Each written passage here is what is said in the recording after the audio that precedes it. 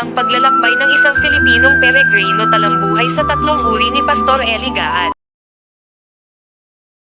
Hango sa naisa librong talambuhay ni Pastor Eli Gaad na A Drive to Heaven. Uring semi-film. Kabanata 1. Ipinanganak sa bundok, ika-4 ng Hulyo taong 1935. Kay ganda sa mga bundok ang mga paa ng mga nagdadala ng mabuting balita. Isayas Kapitulo 52 versikulo 7. Ang taong 1935 sa Pilipinas ay ang taon nang umakyat si Manuel L. Quezon sa hagdanan ng palasyo ng Malacañang bilang presidente ng Commonwealth ng Pilipinas. Ang Pilipinas ay parang barkong patungo sa ipinangakong kalayaan mula sa Estados Unidos ng Amerika. Noong 1935, ang bansa ay patuloy na nagtatamasa ng mapayapang panahon sa panahon ng Commonwealth. Ang digmaan ay 6 na taon pa ang layo at ang buong bansa ay nangangarap sa ilalim ng mga bituin ng watawat ng Amerika, at siya ay nagkakaroon ng isang magandang panaginip ng pagdiriwang. Noon ay ika-4 ng Hulyo at ang US at mga kolonya nito ay nagkakaroon ng mga pagdaraos ng Araw ng Kalayaan. 10 taon pa ang lilipas bago tuluyang magising ang Pilipinas sa sarili niyang Araw ng Kalayaan, ngunit sa ngayon, kailangan niyang ipagdiwang ang kalayaan ng ibang bansa. Hindi ako ipinanganak sa isang ospital sa mababang lupain, ngunit sa isang kubo sa bundok sa tulong ng isang hilot. Ang aking ama, si Ireneo Gaad, ay isang magsasaka na nagtayo ng sakahan sa bundok. Ika-6 niyang anak ako. Siya at ang aking ina, si Ireneo Garjan Gaad, ay nag-aalaga na ng 5 anak bago ako isinilang. Ang aking ama at ang aking ina ay mula sa parehong bayan ng Alcantara sa lalawigan ng Romblon. Ipinanganak ako sa Alcantara sa Sitio Banlaw, at nang dumami ang populasyon nito ay naging Barangay Banlaw. Ang aking bayan ay hindi isang maunlad na lugar. Ito ay hindi konektado ng mga kalsada o highway sa mahahalagang sentro ng komersyo sa lungsod. Ang pangunahing produkto ng bayan noong ako ay isilang ay copra. Ang aking bayan ay walang kalaban-laban sa mga pagsalakay ng mga bagyo. Ito ang dahilan kung bakit ang paglago ng ekonomiya nito, na nakasalalay sa agrikultura, ay limitado. Kasama sa mga pinsalang idinulot ng malalakas na bagyo sa Romblon ang pagkasira ng mga pananim ng palay, mga puno ng saging, at mga puno ng nyog. Malaking kawalan ang pagkabunot ng mga puno ng nyog dahil tumatagal ng 2 o 3 taon bago magbunga ang mga ito. Ang Alcantara ay nasa isang maliit na lalawigan at umaasa sa kopra bilang pangunahing pinagkukunan ng kabuhayan. Sa makatuwid, ang mga bagyo ay mga economic depressor. Ang pagsusumikap ay kinakailangan upang mabuhay sa ganoong uri ng lugar. Ang malagim na sitwasyon ng lugar ng aking kapanganakan ay ang pangunahing kadahilanan upang ako ay maging isang tao na may pakiramdam na hinihimok na magtrabaho ng husto. Kabanata 2. Mga alaalang pagkabata ng kahirapan at digmaan, 1941 hanggang 1945. Ang tamad ay hindi nag-aararo sa kapanahunan, kaya't sa panahon ng pag-aani ay naghahanap siya ngunit wala. Kawikaan Kapitulo 20 versikulo 4. Bata pa ako noong mayroon ako karanasan sa pagmamaneho ng araro sa mga palayan. Bukod sa sinasaka naming lupain sa bundok, nakabili ang tatay ko ng lupa sa mababang lupain, at ginawa niyang palayan. Dahil sa idanagdag na lupang ito na dapat ring pagyamanin, mas bumigat ang trabaho ko kahit may mga kapatid akong kasama sa trabaho. Ang pagpapalawak na ito ng pagmamayari ng lupa ng aking ama ay nagpatuloy, at nangangailangan ito ng higit na pagsisikap upang maging produktibo ang lahat ng lupaing ito. Dahil sa isang mahirap na kapaligiran, naging masipag ang aking ama at ginawa kaming mga anak niya bilang mga masisipag na tulad niya. Habang nagtatrabaho kami, nag-aaral din kami. Ang aking pang-araw-araw na gawain ay ang pagtatrabaho ng maaga sa umaga at mula 9 a.m. hanggang 11 a.m., nag-aaral ako sa elementarya. Kasama sa aking gawain ang paghuli ng mga maliliit na pugita, bukod sa iba pa. Pagkatapos kumain ng tanghalian, dadalo muli ako sa mga klase mula 1:30 p.m. hanggang 3 p.m. at pagkatapos ng mga klase, ipagpapatuloy ko ang paggawa hanggang sa paglubog ng araw. Sa ilalim ng pangangasiwa ng aking ama, naging masipag akong manggagawa dahil hindi niya ako pinahintulutan na maging tamad.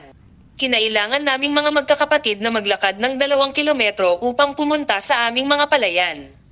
Inaalagaan namin ang mga kalabaw at ang mga kabayong ginagamit namin sa pag-aararo at pagdadala ng ani. Nangingisda din kami para pandagdag sa pagkain namin na kamoteng kahoy, papaya, talong, kalamansi, okra, langka, sitaw, at kanin.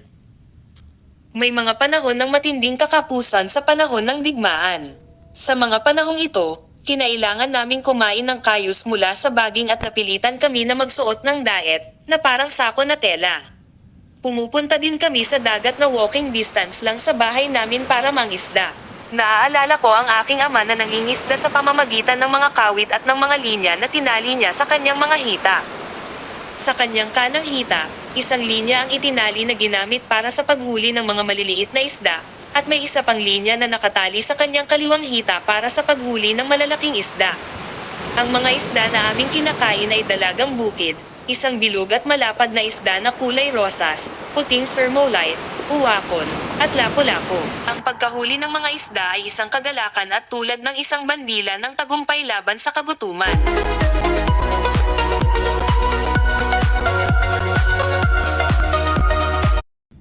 Ang iba naming tungkulin ay umakyat sa mga puno ng nyog para kumuha ng nyog at gawing kopra. Binantayan din namin ang mga mais na itinanim namin sa bundok mula sa mga mandarambong na unggoy. Noong ikalawang digmaang pandaigdig, ang aking kapatid na si Nicanor ay nakakuha ng ilang mga granada at ginamit ito upang takutin ang mga unggoy. Talagang nakatali kami sa aming trabaho, at wala akong panahon para gumala at mamasyal. Dahil sa hirap ng mga trabaho ko, naging akong masakitin. Sa tuwing nagkakasakit ako, ang paborito kong pagkain ay saba. May mga pagkakataong nagalit ako sa aking ama dahil sa pag-udyok niya sa akin na magtrabaho ng husto.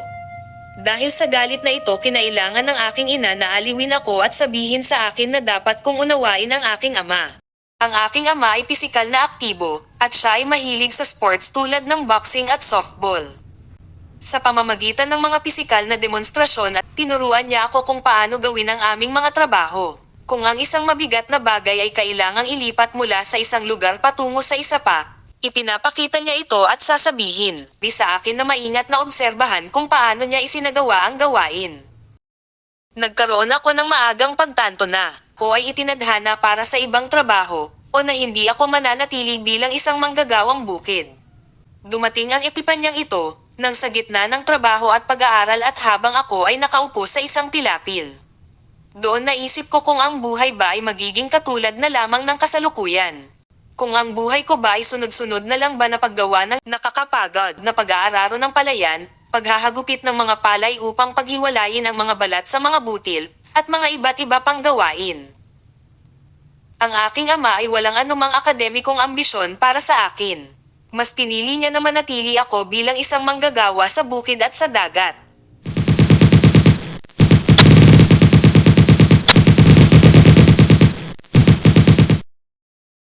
Ang aking lolo ay si Lorenzo Gaan. Ang kanyang bahay ay malapit sa dagat at kalahating kilometro ang layo mula sa aking tahanan. Ang aming bahay ay isang malaking lugar kung saan nakatira sa amin ang mga tao, tulad ng pamilya Molo, na noong panahon ng digmaan ay tumakas mula sa bayan ng Romblon. Ang aking kapatid na si Nicanor ay nakipagkaibigan sa maraming sibilyan at mga gerilya na hindi lamang nagkikita-kita sa aming lugar kundi kumakain at nananatili doon. Sa katunayan, siya ay isang pinuno ng komunidad na nag-organisa ng mga fiesta. Pinangasiwaan niya ang pagpapakain sa mga manunugtog, at ang pagkakatay at pagluluto ng mga kalabaw para sa mga handaan. Hindi alam ng mga Hapones ang tungkol dito dahil binabalaan kami sa kanilang pagdating kaya may mga pagkakataong mabilis na tumakas patungo sa bundok. Sinabi sa akin ng aking lolo ang isang pangyayari tungkol sa ilang mga sundalong Hapones na dumating at napansin ang kanyang malaking lambat na may pagkadismaya. Gamit ang kanyang pagkamapagpatawa, pinangiti niya ang mga ito sa pamamagitan ng pagkumpas sa kanila na nang marinig ng mga gerilya na sila ay darating, sila ay dali-daling tumakas. Hindi siya nasaktan sa buong digmaan. Siya ay isang matalinong tao at ang karunungan na ito na mayroon siya ay ipinasa sa aking ama at kalaunan sa akin.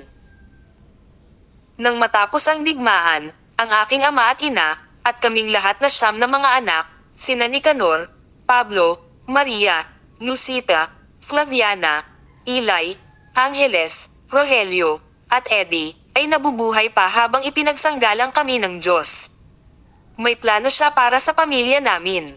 Kaming lahat ay naligtas noong panahong maraming tao ang pinapatay. Dumating ang mga Hapones at umalis ang mga Hapones, ngunit ligtas kami dahil kami nasa kanyang mga kamay. Ang aking kapatid na si Nicanor ay isang gwapong lalaki. Noong binata pa sila ni Pablo, pumupunta sila sa iba't ibang lugar at nanliligaw sa mga dalaga tuwing hapon. Dahil dito, huli silang umuwi para sa oras ng hapunan kasama ang pamilya. Kapag nangyayari ito, walang iniiwan ang tatay ko sa kanila ng nilutong kanin bagkus ay naglalagay siya ng bigas na may mga balat na kailangan pang tanggalin bago ito maluto sa kaldero. Dahil sa kanyang matalinong paraan ng pagdidisiplina sa aking mga kapatid, nagsimula silang magbago at umuwi sa tamang oras. Dahil sa kasipagan ng aking ama at ng aking pamilya, nakapagtayo kami ng kamalig. Sa panahon ng malasin o kakapusan sa pagkain dahil sa bagyo, cankerworm o uod, at iba pang mga peste, halos walang laman ang kamalig. Gayunpaman, sa panahon ng sagana o masaganang ani, ang kamalig ay napupuno ng mga sako ng bigas. Dahil sa kamalig nagkaroon kami ng kakayahan na itago ang mga biyaya na maraming iba't ibang uri ng pagkain. Ang aking ama ay hindi isang taong relihiyoso kumpara sa aking ina na isang babaeng mapanalanginin. Dinala niya ang pasanin ng espiritualidad sa aming pamilya. Tinakpan ng aking inang ang kakulangan sa espiritualidad ng aking ama. Siya ay isang mapagmahal at mapagmalasakit na ina sa lahat ng kanyang mga anak. Tuwing sa unang pag-aani pagtitipon ng mga palay, naalala ko na pantay-pantay ang pagbabahagi ng pinipig sa amin ng nanay ko, kahit minsan kaunti lang ang ipapamahagi. Kabanata 3. Nahimok na magkamit ng kaalaman, 1942 hanggang 1955. Ang puso ng may kaunawan ay nagkakamit ng kaalaman, hinahanap ito ng mga tainga ng pantas. Kawikaan Kapitulo 18 versikulo 15. Naaalala ko ang mga guro ko noon sa elementaryang paaralan. Sila ay sina Miss Kate Hay, Miss Molo, Mr. Maestro, at Mr. Gutierrez. Sila ay mahigpit at magagalitin sa iba, ngunit hindi sa akin dahil maganda ang ugali ko. Hindi ako mahusay sa mga akademikong mga bagay ngunit nakikinig ako ng mabuti sa aking mga guro. Natutunan ko ang multiplication table at English ngunit hindi ko nagagawaan ng maayos ang pagkatuto sa mga paksang iyon. Ang paborito kong paksa ay kasaysayan. Itinuturo na ang kasaysayan ng Pilipinas noon. Nagkaroon ako ng pagnanais at gawin na ipagpatuloy ang aking pag-aaral sa elementarya hanggang matapos ito. Aral ako ng first year high school sa Looc High School. Ang aking kapatid na si Nicanor, nakasal na kay Socorro ng bayan ng Rojas sa Oriental Mindoro, ay nakatira kasama ang kanilang pamilya doon. Hinimok niya ako na ipagpatuloy ang aking pag-aaral sa high school sa kanilang bayan matapos napigilan ng aking ama. Kabanata 4. Brother Tonying, ang driver witness, 1956. Kinuha siya ni Bernabe at dinala sa mga apostol. Sinabi niya sa kanila kung paano nakita ni Saul sa kanyang paglalakbay ang Panginoon. Gawa Kapitulo 9 versikulo 27. Ang pagsasaksi o personal na pag-eebanghelyo ni Brother Antonio, Tonying, Raimundo, isang minibus driver na minsan ay nagmamaneho ng truck at jeep, ang ginamit ng Diyos sa pag-akay sa akin tungo sa kanyang anak na si Heso Kristo upang maging aking Panginoon at tagapagligtas. Nakita ko sa kanyang buhay ang halimbawa ng isang tunay na Kristiyano. Siya ay isang matandang bachelier noon, ngunit nagpakasal siya ng maglaon sa kanyang buhay. Ipinakita niya sa akin kung paano maging isang tunay na tagasunod ni Heso Kristo. Dahil nakatira ako sa bahay niya noong nag-aaral ako sa Fabilia High School sa Rojas, Mindoro, nagkaroon ako ng pagkakataon na obserbahan ang buhay niya. Naaalala ko ang kanyang kristyanong espiritu ng kabaitan. Bago kami kumain, sasabihin niya sa akin, "Brad, magdasal tayo," at bago siya pumunta sa simbahan, iniimbitahan niya ako, "Brad, samahan mo ako sa simbahan." Ang mga Kristiyano sa simbahang iyon ay mapagmahal at mapagmalasakit.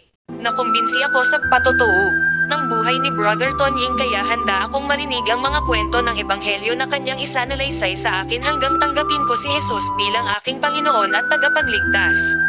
Nagsimula akong dumalo rin sa simbahang United Gospel Tabernacle, UGT, na kalaunan ay sumama sa denominasyon na Foursquare.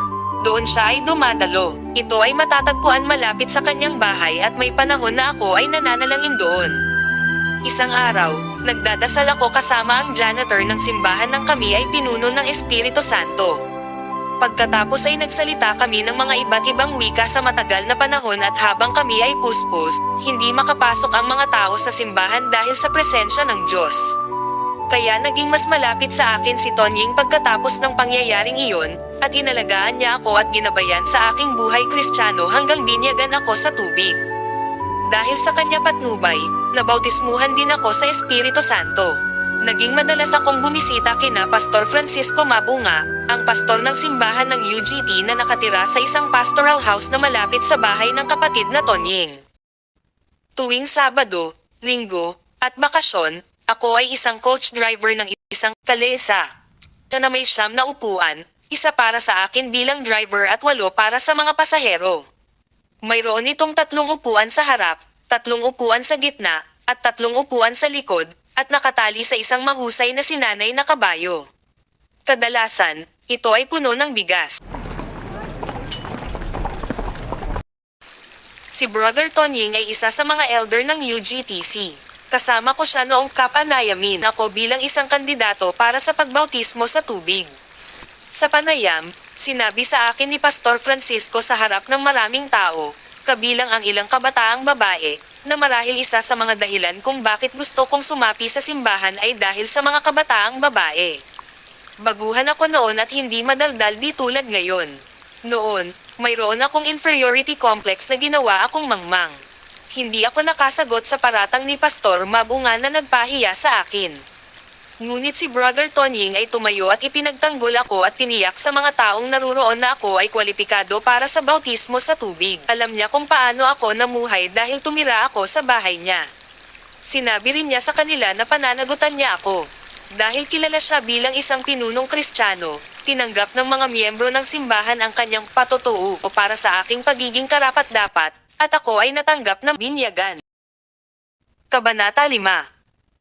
Sabihin sa iyong pamilya, 1957 hanggang 1958. Sinabi ni Jesus, umuwi ka sa iyong pamilya at sabihin sa kanila kung gaano kalaki ang ginawa ng Panginoon para sa iyo, at kung paano siya nahahabag sa iyo. Marcos Kapitulo 5 versikulo 14. Isang araw, dumating sa Rojas si Pastor Ernie Ungcho, isang pastor mula sa Iloilo.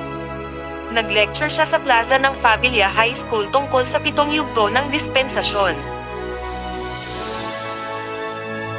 Napukaw ang damdamin ko sa kanyang mga turo kaya nang siya at ang kanyang mga kasama ay papaalis na, sinabi ko na gusto kong sumama sa kanila at handa akong maglingkod sa Panginoon. Sumang-ayon sila sa aking mungkahi. Narinig ni Kuya Nicanor ang plano kong pumunta kay Pastor Ungcho at sinubukan niya akong pigilan. Nasa barko na ako nang sabihin niya sa akin na bumaba, ngunit determinado akong pumunta at tinanggihan ang kanyang paghimok.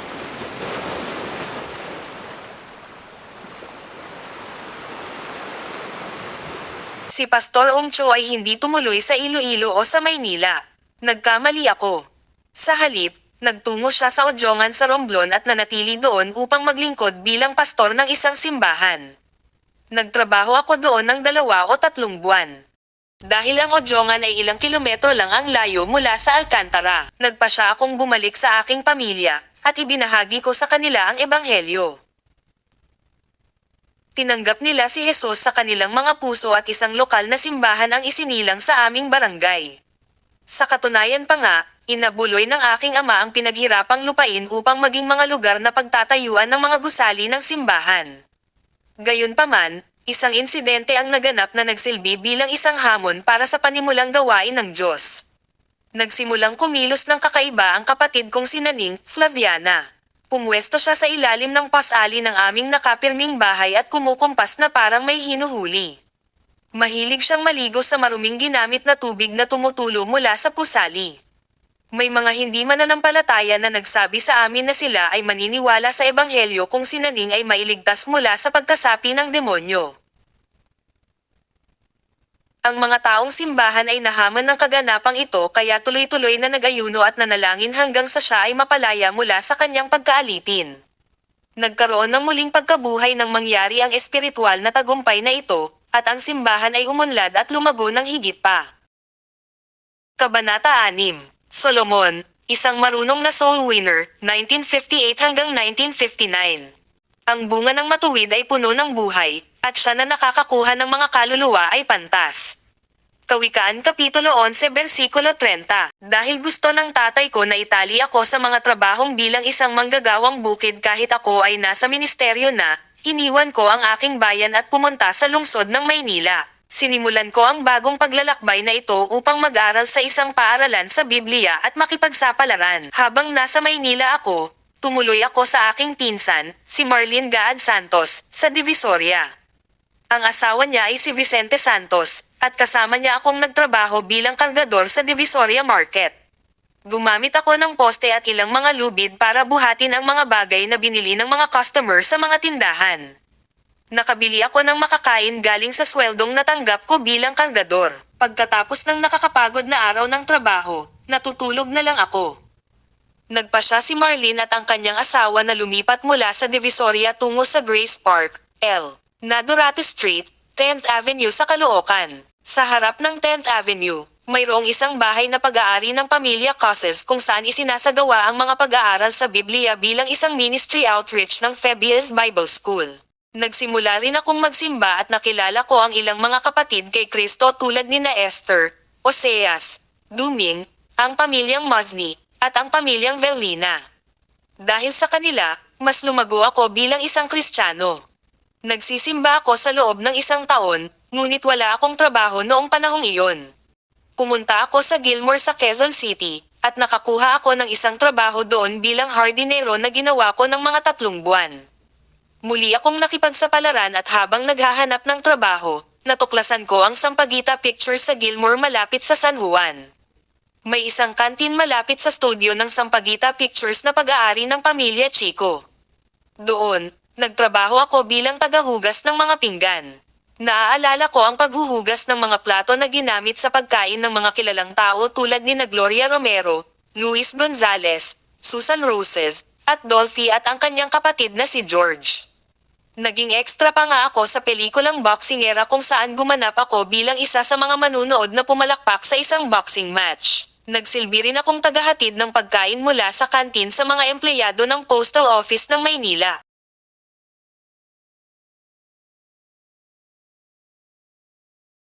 Nagpapalit ako ng trabaho kada 3 buwan. Si Solomon Ballenbin ay isang manggagawa sa Fabius Printing Press. Isa rin siyang Hawaiian guitarist. Mula sa kanya, natutunan ko kung paano maging isang mabuting personal na ebanghelista. Madalas siyang magpatotoo para kay Jesus sa mga jeep at iba pang lugar. Sumama ako sa kanya at naging kaibigan niya.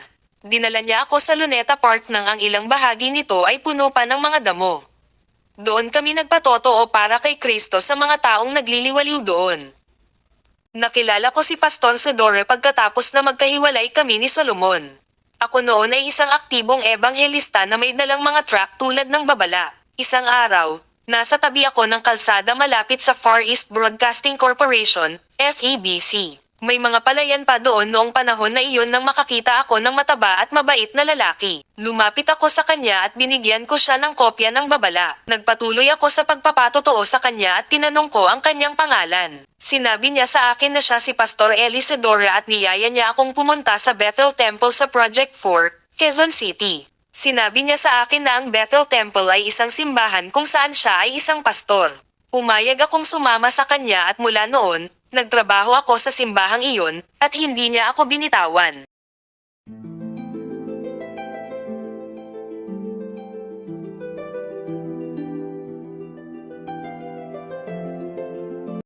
Kabanata 7. Isang Tribal Experience, 1959 hanggang 1960. Karapat-dapat kang kunin ang balumbon at buksan ang mga tatak nito, sapagkat ikaw ay pinatay, at sa pamamagitan ng iyong dugo ay tinubos mo ang mga tao para sa Diyos mula sa bawat tribo at wika at bayan at bansa. Apokalipsis Kapitulo 5 Versikulo 9. Inalok ako ni Pastor Sedora at ng kanyang ama na mag-aral sa isang Bible school. Tinanggap ko ang alok nila. Gayunpaman, nag-aral ako ng maikling panahon lamang dahil hiniling ako ni Pastor Sedore na sumali sa mga misyon sa mga tribo na pinamunuan ng kanyang kaibigan na si Reverend Ernest Schubert. Dahil tinuturing kong tahanan ang Bethel Temple, binibisita ko si Pastor Sadora para iulat sa kanya ang tungkol sa mga gawain pang tribo. May punong tanggapan sa Calvary Temple sa Angeles City ang mga tribal mission. Naabot nito ang mga Aitas, Ilongot, isang tribo ng mga headhunters, at mga dumagat. Kahit na ang kilusan ng misyon ay nag-ebanghelyo ng mga tao sa mababang lupain sa mga bayan at lungsod, nagtalaga rin ito ng mas maraming manggagawa upang mag-ebanghelyo at mag-follow up sa mga katutubo sa kabundukan at sa tabi ng dagat. Pinadala ako sa mga Aita. Kaming mga misyonero sa mga tribo, ay ipinadala ng dalawa-dalawa. Ang una kong kasama ay si Rick Orby. Siya ay katrabaho ko sa Aitas malapit sa Clarkfield sa Village 1. Pagkatapos, na-assign si Ben Bello na maging katrabaho ko sa mga Aita sa Kamachili sa Pampanga. Aalala ko noong una akong sumali sa grupo ng mga misyonero na binubuo ng 40 katao, may tumutuya sa akin na hindi ko matiis ang gawaing misyonero sa kabundukan. Napatunayang mali siya noong nasa missionary field na kami. Napakabagal ng taong nanunuya sa akin habang naglalakad sa isang hindi natapos na kaingin na hindi nasunog kundi nilaslas lamang kaya puno ng matutulis na kahoy na pinutol ng itak. Umalis kami mula sa Florida Blanca at umakyat sa isang bundok. Sinisikap naming makarating sa Kamachili sa tamang oras, kaya dumaan kami sa isang kaingin. Dahil naranasan kong mag-hiking kasama ang aking ama sa bundok noong bata pa ako sa Romblon, madali akong naglakbay sa kabundukan habang ang aking katrabaho ay nahihirapang huminga, dahil siya ay asthmatic, at tumatawag na hintayin ko siya. Bagamat naging gabay namin ang mga Aita, kami ay hindi nakarating sa Kamachili sa tamang oras. Dahil dito, nagkampo kami sa bundok nang dumating na ang gabi. Ito ay isang napakadilim na gabi, at gumawa kami ng siga upang labanan ang panlalalamig namin at upang magbigay liwanag sa dilim. Noong hindi namin naabot ang Kamachili at napilitang magkampo pagkatapos dumaan sa isang kaingin, naranasan naming kumain ng masarap na baboy damo na nahuli at niluto ng mga Aita.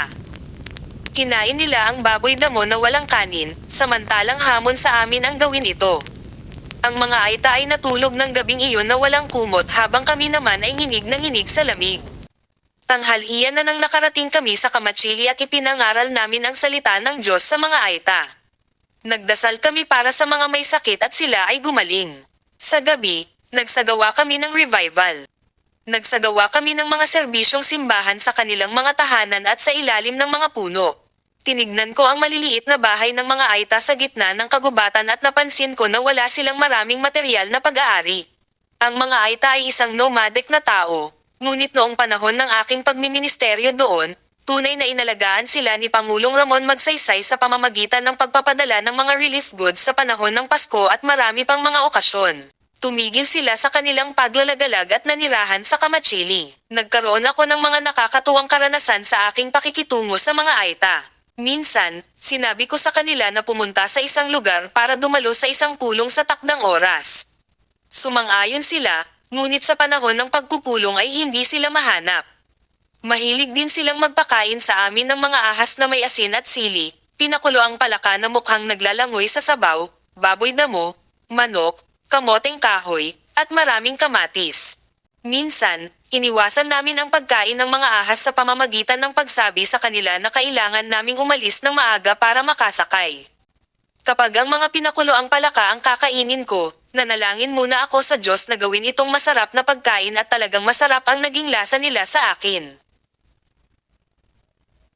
Sa tulong ng mga katutubong tagapagsalin, nakipag-ugnayan kami sa kanila gamit ang Tagalog at sinabi sa kanila ang mabuting balita tungkol kay Hesukristo na namatay sa krus upang iligtas sila mula sa walang hanggang kaparusahan at walang hanggang kamatayan bilang resulta ng kanilang kasalanan. Ibinahagi namin ang mensahe na si Jesus ay handang magbigay sa kanila ng walang hanggang kaligtasan at buhay na walang hanggan. Tinanggap nila siya. Sa maraming pagkakataon pina-follow up lang namin ang mga nagawa na ng mga dating misyonero na nagministeryo doon. Pinalakas namin ang pananampalataya ng mga Kristiyanong Aita sa pamamagitan ng salita ng Diyos. Kabanata 8.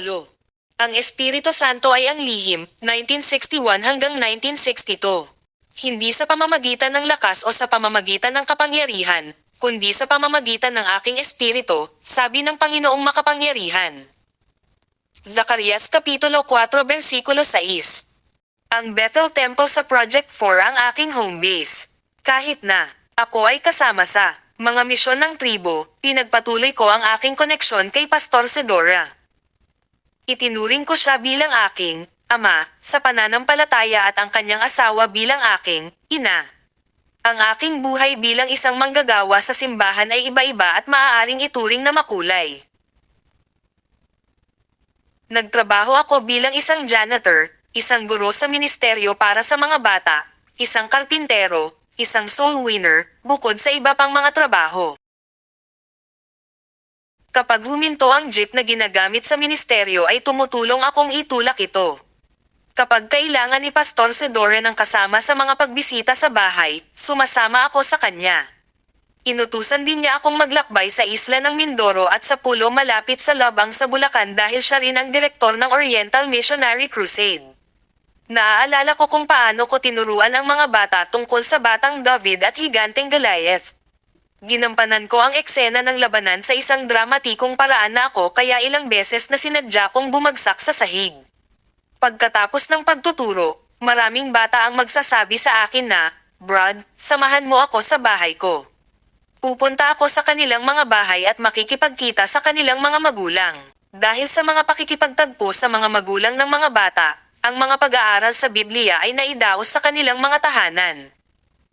Nakita ni Pastor Sedora ang aking dedikasyon sa trabaho, at naging malapit siya sa akin. Ako ay isang all-around church worker dahil sa aking background bilang isang batang manggagawa na naging isang magsasaka, at isang mangingisda, bukod sa iba pang mga bagay.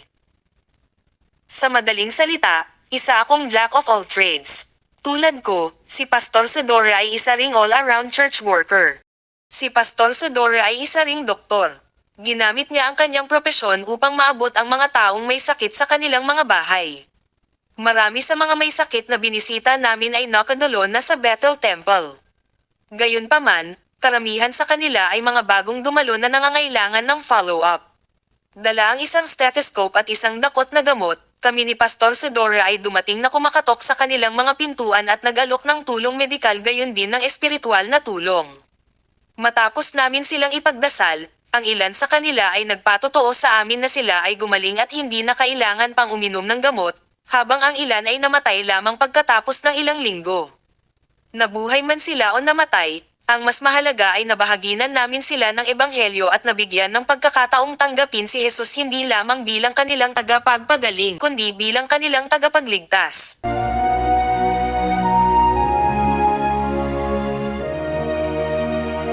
Ang banal na espiritu ay ang aking lihim at dahil dito, ito ang naging panalangin ko, Panginoon, hindi ako humihingi ng ginto, ni ang kayamanan ng mundong ito, bigyan mo kami ng mga kaluluwa, bigyan kami ng mga kaluluwa. Ipadala ang makapangyarihang Espiritu Santo, upang hatulan at iligtas ang nawawala. Bigyan mo kami ng mga kaluluwa sa anumang halaga. Ang lihim ng tagumpay ay isang idiomatiko expression, ngunit, ang banal na espiritu ay ang lihim, ay isang bukas na lihim. Nangangahulugan ito na dapat isuko ng isang tao ang kanyang buhay sa banal na espiritu sa paggawa ng kalooban ng Diyos. Ito ay isang bukas na lihim na dapat ituro at ipaalam sa lahat. Ang mga misyonero noong panahong iyon ay nangaral sa mga tao tungkol sa kaligtasan at bautismo ng banal na espiritu. Sa pamamagitan niya ay maaaring maisakatuparan ang gawain ng Diyos. Bago tayo ilunsad na maglingkod, kailangan nating mapuspos ng banal na espiritu. Ngayon, binibigyang diin pa rin ang banal na espiritu, ngunit kung minsan ito ay ginagawa sa salita lamang ngunit hindi sa gawa. Kabanata 9. Pagkanta kasama ni Naomi, 1959 hanggang 1961. Ang puso ko ay matatag, O Diyos, aawit ako at gagawa ng musika ng may buong kaluluwa. Awit Kapitulo 108 Versikulo 1. Si Naomi Francisco Javier ay isang pianista sa Bethel Temple sa Project 4. Nakilala ko siya noong ako ay isang church worker doon. Nag-aral siya ng musika sa Bethel Bible Institute at nakatira sa bahay ng kapatid ni Pastor Sedora habang ako ay naninirahan sa bahay ni Pastor Sedora. Sa tuwing kailangan ako ni Pastor Sedora na gawin ang anumang bagay na kailangan kong pumunta sa lugar ng kanyang kapatid, mabilis akong sumunod sa kanya. Si Naomi ay isang pianista na sumabay sa aming pag-awit ng mga himno tulad ng How Great Thou Art, Constantly Abiding, Count Your Blessings, Silver and Gold I Have None, at Christ is the Answer. Ang mga Filipinong kanta na aming kinakanta noong panahon na iyon ay tagumpay, si Jesus ay hindi nagbabago, siya ay darating at Count Your Blessings na isinalin sa Filipino ni Pastor Candelaria. Nagkaroon din kami ng choir sa simbahan at gumamit ng mga himbok.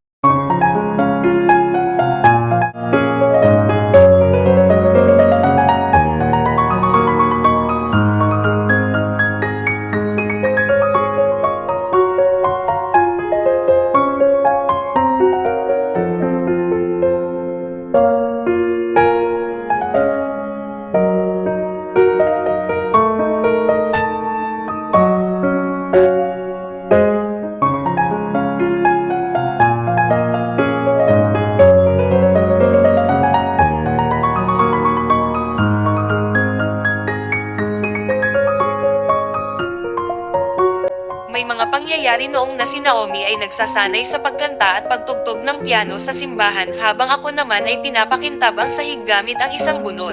Masigasig ako sa aking trabaho at kapag napapakinggan ko ang kanyang pagtugtog ng piano ay napapawi ang aking pagkahapo at siya ang naging dahilan upang pakintabin ko ng lubusan ang sahig hanggang ito ay kuminang. Sa mga krusada, tumutugtog si Naomi ng akordyon.